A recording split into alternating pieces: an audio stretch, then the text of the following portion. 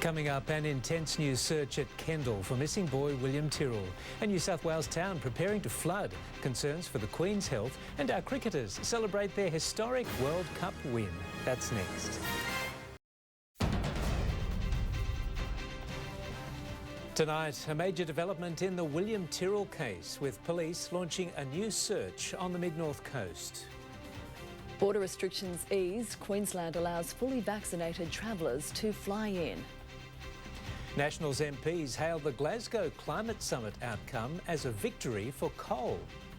A taxi driver labelled a hero after thwarting a suspected terror attack. And Australia's cricketers complete the trophy cabinet by winning the T20 World Cup. This is NBN News. Good evening. Queensland has begun allowing fully vaxxed travellers in and is on track to open its borders earlier than first thought, while a stubborn Western Australia won't budge. The WA Premier hitting out at New South Wales for its COVID response, the Federal Health Minister copping it as well. All I want for Christmas is to go to Queensland. And if a border opening is on your wish list this year, it just might come early. Damien Ryan, NBN News. And reporter Jesse Burns joins us live now from Gold Coast Airport. Jesse, new rules for travelling into Queensland have just come into effect. That's right, literally just about 2 minutes ago, anyone can now fly into Queensland or here on the Gold Coast at this airport and go into home quarantine. It comes after our state reached that magic milestone of 70% double dosed. But before you or your relatives start booking flights and holidays to the Sunshine Coast, there are a few criteria that you have to meet. Firstly, you have to be fully vaccinated. You have to have returned a negative COVID test 72 hours before arriving in Queensland. And you also have to have a home quarantine set up for 14 days that meets the satisfaction of the state government. And if you don't meet any of these criteria, well, police are sending you a warning. The system has been automated significantly this time and allows the upload of documents that are required to be able to support that application. People can expect that when they arrive into the airports into Queensland that there will be police there and they should expect to get checked. The airport here say that there isn't a mad rush for tickets just yet. Instead, people are waiting for that 80% milestone where they can come here free of quarantine. Regardless, the end is in sight, and Tash, it's going to be a good summer. Okay, thank you, Jesse. A sailor missing off Port Stephens has been found south of Sydney. Marine Rescue began looking for the 44-year-old man just after 9 a.m. yesterday after he failed to update crews on his location. A number of other agencies became involved in the search, which stretched from Seal Rocks to Foster. But at around 11:30 today, his boat was located by crews 220 kilometres off Wollongong. Police say the sailor is well and continuing his voyage to Victoria. Some National Party MPs have hailed the final declaration of Glasgow's climate summit as a victory for coal, despite the British PM claiming it sounds the death knell of the industry. It comes as the latest poll points to another close election race between Australia's major parties. Same planet, it is beyond question that Glasgow has sounded the death knell for coal power. Chris Ullman, NBN News. For 7 years, we've wondered and agonised over the fate of little William Tyrrell, who disappeared from his grandmother's home at Kendal on the mid-north coast. Tonight, in a major development, police believe they're closer than ever to solving the case, with a new search underway. Just 1 kilometre from where William Tyrrell was last seen, a show of force signalling a major new offensive. COVID case numbers remain stable in the Hunter, with the region recording 17 new infections. They include 7 in Newcastle, 6 at Lake Macquarie and 2 at Port Stephens, while Cessnock and Dungog each recorded 1. All up, there were 44 in the Hunter New England Health District. It says vaccination-wise, concern still surrounds First Nations people. We're seeing that Aboriginal vaccine coverage is lagging by between 15 and 20% in most of our larger Aboriginal communities. A full list of vaccination hubs can be found on the health website. A Central Coast tattooist is behind bars after being found guilty of illegally performing modification procedures on 2 women. Brendan Russell was today convicted of 2 charges and was immediately taken into custody. His freedom gone, Brendan Russell is now facing the almost inevitable prospect of jail. Tyson Cottrell, NBN News. Residents of Kurri Kurri and its surrounds have been told to stay indoors and keep windows shut in the wake of a massive blaze at an aluminium plant. Local schools were also closed for the day as a result of the fire, in which pallets of hand sanitizer caught alight. An out-of-control inferno that sent 300 firefighters scrambling yesterday. Jane Goldsmith, NBN News. A Newcastle author and entertainer is helping children deal with the challenges of being diagnosed with a serious health disorder. Alexandra Rose Mangano has celiac disease and has created a colourful character to show kids it's still possible to live a full, happy life. Like most 8-year-olds, Ivy Tibbetts loves a tasty treat. Ready? It was a cool day across the Hunter with a chilly westerly wind. You're watching NBN News. Still ahead tonight, a new health concern forces the Queen to pull out of a remembrance service. Why throwing a steak on the barbie this Christmas could cost you an arm and a leg. And later in sport, the Knights let Mitchell Pearce leave to play Super League.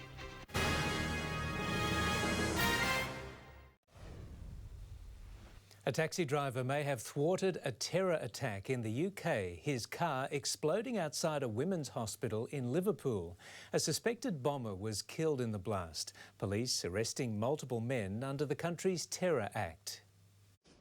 From a patient's window, oh my God, look at his head. an alarming view, a taxi fully engulfed with the passenger inside, so police can take priority. Europe correspondent Karianne Greenbank is in Liverpool for us tonight. Karianne, what more do we know about these arrests? Well, Tash, the 3 men who have been arrested here in Liverpool are aged 21, 26 and 29. They've all been detained under the Terrorism Act. As for the passenger in the taxi, well, we don't know who he is at this stage. He's yet to be formally identified. But as part of this investigation, police are now specifically looking at the timing and the location of this explosion. It happened just seconds before the 2-minute silence at that Remembrance Sunday service nearby. Traditionally, that service is one of the biggest in the UK, and this year, around 2,000 military personnel, veterans and families were all in attendance. And Tash, as for the taxi driver, well, he still remains in hospital, but is in a stable condition. Thank you, Karianne Greenbank reporting there. The Queen has pulled out of what was meant to be her return to public life, once again sparking concerns for her health. Her Majesty didn't attend Remembrance Sunday at the Cenotaph for the first time in 22 years. Remembrance Sunday is one of the most important events on Britain's and the royal family's calendar. There's been a delay in the trial of 2 people charged over the death of Danielle Easy, whose body was found wrapped in plastic in a Lake Macquarie creek. Justin DeLosa and Carol McHenry were due to stand trial today. However, a potential issue with one juror meant the jury was discharged. Both have pleaded not guilty to murdering Ms Easy on the Central Coast in August 2019 and later dumping her body at Cockle Creek. The trial is unlikely to resume until at least July due to a court backlog.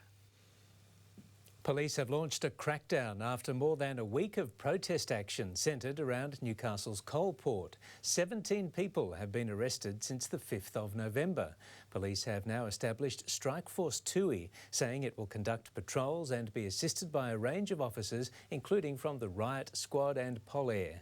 Extra surveillance has also been installed.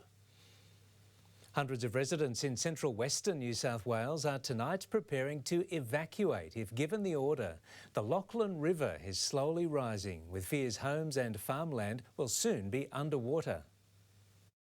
Same planet. It is beyond question that Glasgow has sounded the death knell.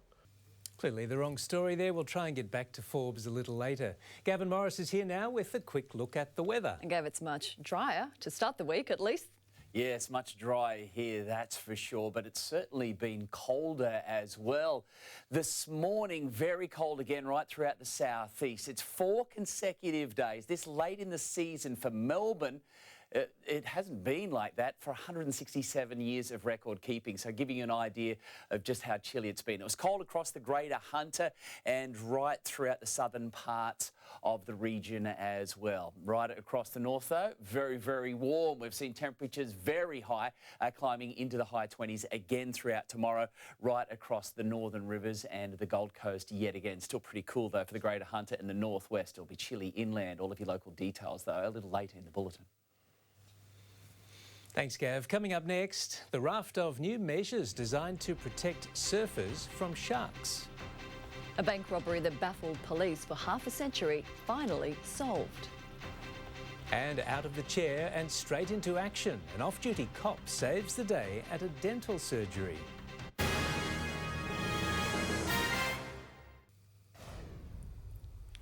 When it comes to a shark attack, mere minutes can determine survival.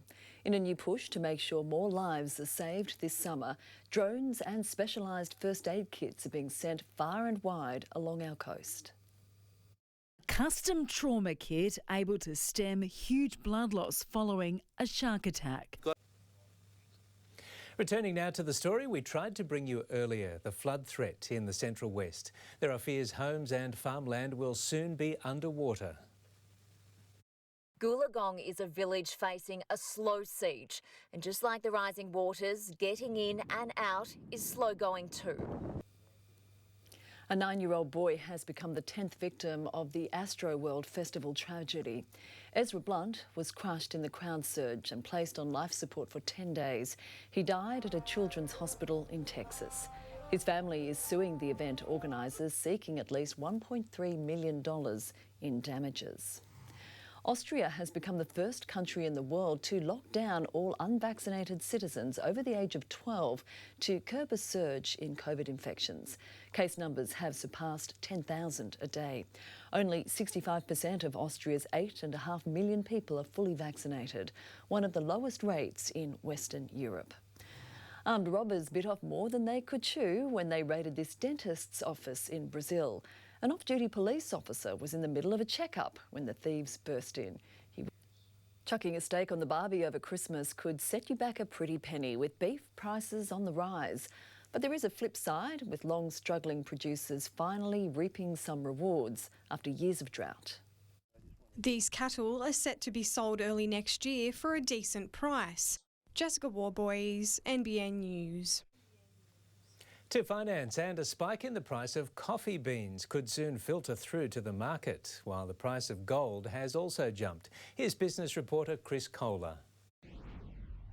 The market crept higher today with a new record high for SEEK, but losses for NAB and BHP. But eyes were back on commodity prices.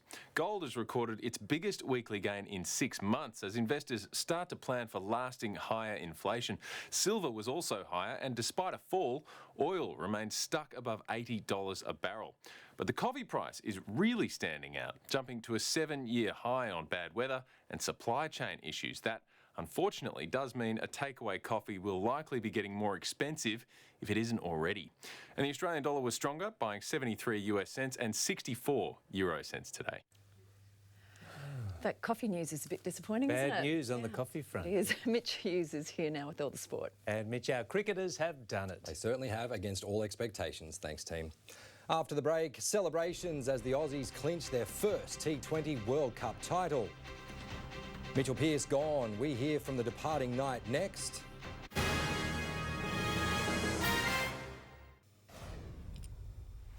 The one trophy missing from Australia's cricket treasure trove has been secured after an 8-wicket victory over New Zealand with 7 balls to spare. The T20 World Cup is finally ours, thanks largely to a brilliant knock from the much-maligned Mitch Marsh. Newcastle has given Mitchell Pearce the green light to play for Catalan Dragons in the Super League. His move leaves a hole in the Knights' halves, and Pearce says Tigers playmaker Luke Brooks would be the perfect man to fill it. He owns one of the most famous names in rugby league. After the break, Lewis Hamilton's stunning win at the Brazilian Grand Prix. And a motorbike great retires as the son of one wins big.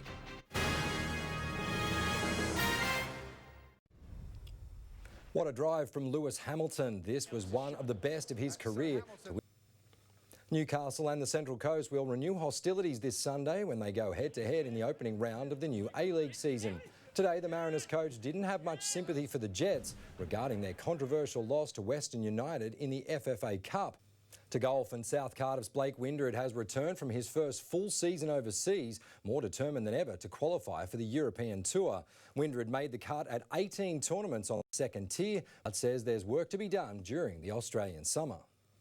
COVID severely impacted his first year as a professional. Merewether surfers Ocean Lancaster and Hayden Mee have finished on the podium at the latest event on the National Grom Comp Series at Kiama. Lancaster was narrowly beaten in the under-14 boys final, while Hayden was second in the under-10s. The series moves to the Gold Coast this weekend. Following a long hiatus because of the pandemic, the Hunter's passionate running community was finally back in action over the weekend in an event appropriately called the Recovery Run. More than 300 people took part in 10 and 5 kilometre races around Newcastle's foreshore. I'm sure there'll be some sore bodies now. I bet. Thanks, Mitch. Thanks, Mitch. Gav has all the weather details after the break.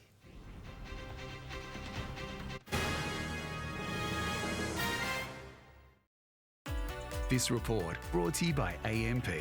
Investing solutions in banking, super, retirement and advice. Gav's here now with the weather details. And Gav, plenty of sunshine to start the week off. Yes, we certainly needed it. A different story to last week. It was really overcast, quite wet. It's a lovely dry start this week, but it has been a little cold for some. All the details in just a moment. First of all, this evening's weather photo to get things started. It is a beautiful part of the world, Fraser Park, where the national park meets the coast. Thank you very much to Barry for that photo. So we've seen rain come down right across mostly the southeast underneath this cold speckled cloud. It's been snowing and extremely cold. Earlier on I mentioned that it has been the coldest consecutive 4 days. This late in the season for Melbourne in 167 years.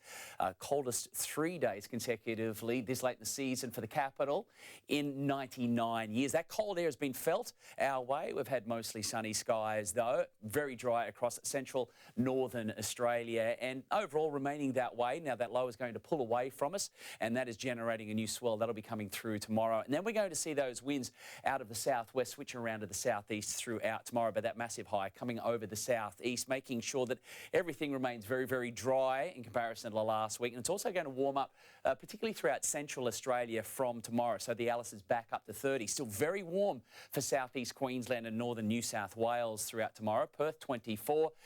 Not much humidity. It's generally cleared for Darwin and the top end, but Sydney you can see still very, very cool. Only tops of about 21 throughout tomorrow. Talking of the low 20s, that's pretty much what we had today right across the entire region. A little bit warm around Cessnock and Maitland, 23 for Gosford and Nelson Bay were the top temperatures to kickstart the week on this Monday. Humidity count is down due to those westerly winds right across the region. Haven't they been strong all weekend long, continuing into tomorrow, but beginning to back off, switching from the southwest and then around to the southeast. So that southerly is going to remain with us and therefore temperatures are going to be down. We're in for another cold night. It's going to be a chilly start, but it is going to be dry right across the entire region, which is nice. So tomorrow, only 19, 20 degrees for the central coast.